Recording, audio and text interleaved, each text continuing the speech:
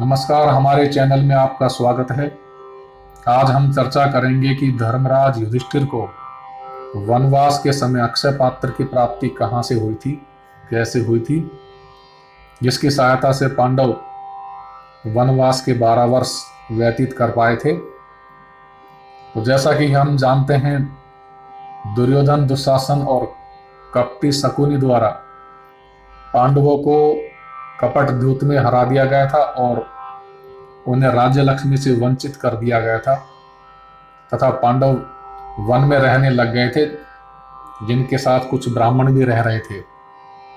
युधिष्ठिर ब्राह्मणों, साधु संतों की धन के अभाव में समुचित भोजन आदि की व्यवस्था नहीं कर पा रहे थे और बहुत व्यथित हो रहे थे। तब मुनि सौनक ने धर्मराज युधिष्ठिर को जप, तप, नियम और तपस्या के द्वारा ऐसी सिद्धि प्राप्त करने के लिए कहा जिससे ब्राह्मणों के भरण पोषण की शक्ति प्राप्त हो जाए। सौनक जी का उपदेश सुनकर धर्मराज युधिष्ठिर अपने पुरोहित धौम्य के पास आ गए और अपने भाइयों के सामने ही उनसे कहने लगे, भगवान, वेदों के बड़े बड़े पारदर्शी ब्राह्मण मेरे साथ साथ वन में चल रहे हैं।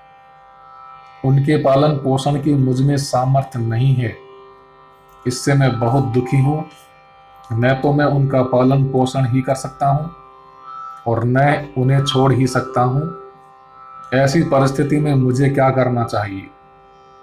आप कृपा करके यह बतलाइए।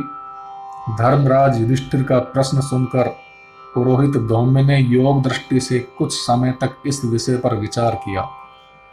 तदंतर धर्मराज को संबोधन करके कहा, धर्मराज, सृष्टि के प्रारंभ में जब सभी प्राणी भूख से व्याकुल हो रहे थे, तब भगवान सूर्य ने दया करके पिता के समान अपने किरण करों से पृथ्वी का रस खींचा और फिर दक्षिणायन के समय उसमें प्रवेश किया। इस प्रकार जब उन्होंने क्षेत्र तैयार कर दिया, तब चंद्रमा ने उसमें औषधियों का बीज डाला और उसी के फल स्वरूप अन्न की उत्पत्ति हुई। उसी अन्न से प्राणियों ने अपनी भूख मिटाई। धर्मराज, कहने का तात्पर्य यह है कि सूर्य की कृपा से अन्न उत्पन्न होता है।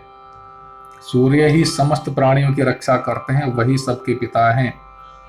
इसलिए तुम भगवान सूर्य की शरण ग्रहण करो और उनके कृपा प्रसाद से ब्राह्मणों का पोषण करो। पुरोहित धौम्य ने धर्मराज को सूर्य की आराधन पद्धति बतलाते हुए कहा, मैं तुम्हें सूर्य के 108 नाम बतलाता हूं, सावधान होकर श्रवण करो। सूर्य, अर्यमा, भग, त्वष्टा, पूषा, अर्क, सविता, रवि, गभस्तिमान, अज, काल, मृत्यु, धाता, प्रभाकर, पृथ्वी, जल, तेज, वायु, आकाश स्वरूप, सोम, बृहस्पति, शुक्र, बुध, मंगल, इंद्र, विवस्वान, दीप्तांशु, शुचि, सौरी, शनैश्चर, ब्रह्मा, विष्णु, रुद्र, स्कंद, यम, वैद्युत अग्नि, जाठर अग्नि, ईंधन अग्नि, तेजस्पति, धर्मध्वज,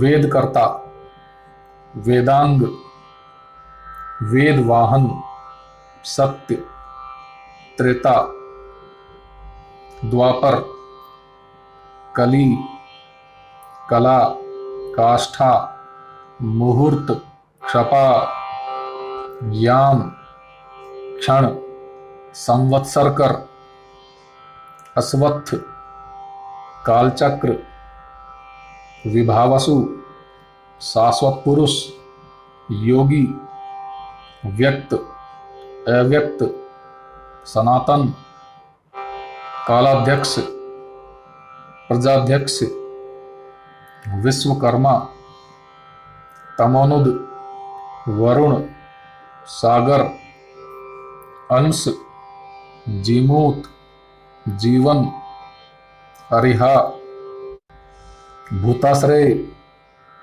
भूतपति, सर्वलोक नमस्कृत, सृष्टा, संवर्तक वाहनी, सर्वादि, एलोलुप, अनंत, कपिल, भानु, कामद, सर्वतोमुख, सय, विशाल, वरद, सर्वधातु निषेचिता, मन, सुपर्ण, भूतादि, शीघ्रग, प्राणधारक, धनवंतरी, धूमकेतु, आदिदेव, अदितिपुत्र, द्वादशात्मा, अरविंदाक्ष, माता पिता पितामह स्वरूप, स्वर्ग द्वार, प्रजा द्वार, मोक्ष द्वार, त्रिविष्टप, देहकर्ता, प्रशांतात्मा, विश्वात्मा, विश्वतोमुख, चराचरात्मा, सूक्ष्मात्मा, मैत्रेय और करुणान्वित। धर्मराज, अमित तेजस्वी एवं कीर्तन करने योग्य भगवान सूर्य के ये 108 नाम हैं। स्वयं ब्रह्मा जी ने इनका वर्णन किया है। इन नामों का उच्चारण करके भगवान सूर्य को इस प्रकार नमस्कार करना चाहिए। समस्त देवता, पितर और यक्ष जिनकी सेवा करते हैं, असुर, राक्षस और सिद्ध जिनकी वंदना करते हैं, तपाए हुए सोने और अग्नि के समान जिनकी कांति है, उन भगवान भास्कर को मैं अपने हित के लिए प्रणाम करता हूं। जो मनुष्य सूर्योदय के समय एकाग्र होकर इसका पाठ करता है, उसे स्त्री, पुत्र, धन, रत्नों की राशि, पूर्व जन्म का स्मरण, धैर्य और श्रेष्ठ बुद्धि की प्राप्ति होती है। जो मनुष्य पवित्र होकर शुद्ध और एकाग्र मन से भगवान सूर्य की इस स्तुति का पाठ करता है, वह समस्त शोकों से मुक्त होकर अभीष्ट वस्तु प्राप्त करता है। पुरोहित धौम्य की यह बात सुनकर संयमी एवं दृढ़व्रती धर्मराज ने शास्त्रोक्त सामग्रियों से भगवान सूर्य की आराधना और तपस्या की। वे स्नान करके भगवान सूर्य के सामने खड़े हुए और आचमन, प्राणायाम आदि करके भगवान सूर्य की स्तुति करने लगे। युधिष्ठिर ने कहा, सूर्यदेव, आप सारे जगत के नेत्र हैं, समस्त प्राणियों के आत्मा हैं। आप ही समस्त प्राणियों के मूल, कारण और कर्मनिष्ठों के सदाचार हैं। सांख्य निष्ठा और योग निष्ठा के उपासक अंत में आपको ही प्राप्त होते हैं। आप मोक्ष के खुले द्वार हैं और मुमुक्षुओं के परम आश्रय हैं। आप ही समस्त लोकों को धारण करते, प्रकाशित करते, पवित्र करते तथा बिना किसी स्वार्थ के पालन करते हैं। अब तक के बड़े बड़े ऋषियों ने आपकी पूजा की है और अब भी वेदज्ञ ब्राह्मण अपने शास्त्रोक्त मंत्रों के द्वारा समय पर आपका उपस्थान करते हैं। सिद्ध, चारण, गंधर्व, यक्ष, गुह्यक और पन्नग आपसे वर प्राप्त करने की अभिलाषा से आपके दिव्य रथ के पीछे पीछे चलते हैं। 33 देवता, विश्वदेव आदि देवगण, उपेंद्र और महेंद्र भी आपकी आराधना से ही सिद्ध हुए हैं। विद्याधर कल्पवृक्ष के पुष्पों से आपकी पूजा करके अपना मनोरथ सफल करते हैं। गुह्यक, पितर, देवता, मनुष्य सभी आपकी पूजा करके गौरवान्वित होते हैं। 8 वसु, 49 मरुदगण, 11 रुद्र, साध्यगण और वालखिल्य आदि सभी आपकी आराधना से श्रेष्ठता को प्राप्त हुए हैं। ब्रह्मलोक से लेकर पृथ्वी पर्यंत समस्त लोकों में ऐसा कोई भी प्राणी नहीं जो आपसे बढ़कर हो। यूं तो बहुत बड़े बड़े शक्तिशाली जगत में निवास करते हैं, परंतु आपके प्रभाव और कांति के सामने वे नहीं ठहर सकते। जितने भी ज्योतिर्मय पदार्थ हैं वे सब आपके अंतर्गत हैं। आप समस्त ज्योतियों के स्वामी हैं। सत्य, सत्व और सभी सात्विक भाव आप में ही प्रतिष्ठित हैं। भगवान विष्णु जिस चक्र के द्वारा असुरों का घमंड चूर्ण करते हैं वह आपके ही अंश से बना हुआ है। आप ग्रीष्म ऋतु में अपनी किरणों से समस्त औषधि रस और प्राणियों का तेज खींच लेते हैं और वर्षा ऋतु में लौटा देते हैं। वर्षा ऋतु में आपकी ही बहुत सी किरणें तपती हैं, जलाती हैं और गरजती हैं। वे ही बिजली बनकर चमकती हैं और बादलों के रूप में बरसती भी हैं। जाड़े से ठिठुरते हुए पुरुष को अग्नि से, ओढ़नों से और कंबलों से वैसा सुख नहीं मिलता जैसा आपकी किरणों से मिलता है। आप अपनी रश्मियों से 13 द्वीप वाली पृथ्वी को प्रकाशित करते हैं। आप बिना किसी की सहायता की अपेक्षा के तीनों लोकों के हित में लगे रहते हैं। यदि आपका उदय न हो तो सारा जगत अंधा हो जाए। धर्म, अर्थ और काम संबंधी कर्मों में किसी की प्रवृत्ति ही न हो। ब्राह्मण आदि द्विजाति संस्कार, यज्ञ, मंत्र, तपस्या और वर्णाश्रमोचित कर्म आपकी कृपा से ही करते हैं। ब्रह्मा का एक दिन 1000 युग का होता है। उसके आदि अंत के विधाता भी आप ही हैं। मनु, मनुपुत्र, जगत, मनुष्य, मनवंतर और ब्रह्मादि के मनुपुत्र, जगत, मनुष्य, मनवंतर और ब्रह्मादि समर्थों के भी स्वामी आप ही हैं। प्रलय का समय आने पर आपके क्रोध से ही संवर्तक अग्नि प्रकट होता है और तीनों लोकों को जलाकर आप में स्थित हो जाता है। आपकी किरणों से ही रंग बिरंगे एरावत आदि मेघ और बिजलियां पैदा होती हैं तथा प्रलय करती हैं। आप ही 12 रूप बनाकर 12 आदित्यों के नाम से प्रसिद्ध हैं। प्रलय के समय सारे समुद्र का जल आप अपनी किरणों से सुखा लेते हैं। इंद्र, विष्णु, रुद्र, प्रजापति, अग्नि, सूक्ष्म मन, प्रभु, शाश्वत ब्रह्म आदि आपके ही नाम हैं। आप ही हंस, सविता, भानु, अंशुमाली, वृषाकपि, विवस्वान, मिहिर, पूषा, मित्र तथा धर्म हैं। आप ही सहस्र रश्मि, आदित्य, तपन, गोपति, मार्तंड, अर्क, रवि, सूर्य, शरण्य एवं दिनकर हैं। आप ही दिवाकर, सप्तशक्ति, धामकेशी, विरोचन, आशुगामी, तमोघ्न और हरिताश्व कहलाते हैं। जो सप्तमी अथवा षष्ठी के दिन प्रसन्नता और भक्ति से आपकी पूजा करता है तथा अहंकार नहीं करता उसे लक्ष्मी की प्राप्ति होती है। जो अन्य चित्त से आपकी पूजा और नमस्कार करते हैं उन्हें आदि व्याधि तथा आपत्तियां नहीं सताती। आपके भक्त समस्त रोगों से रहित, पापों से मुक्त, सुखी और चिरजीवी होते हैं।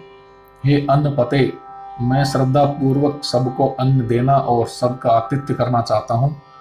मुझे अन्न की कामना है। आप कृपा करके मेरी अभिलाषा पूर्ण कीजिए।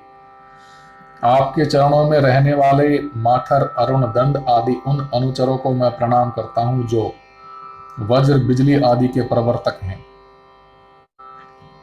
शुभा, मैत्री आदि अन्य भूत माताओं को भी मैं प्रणाम करता हूँ।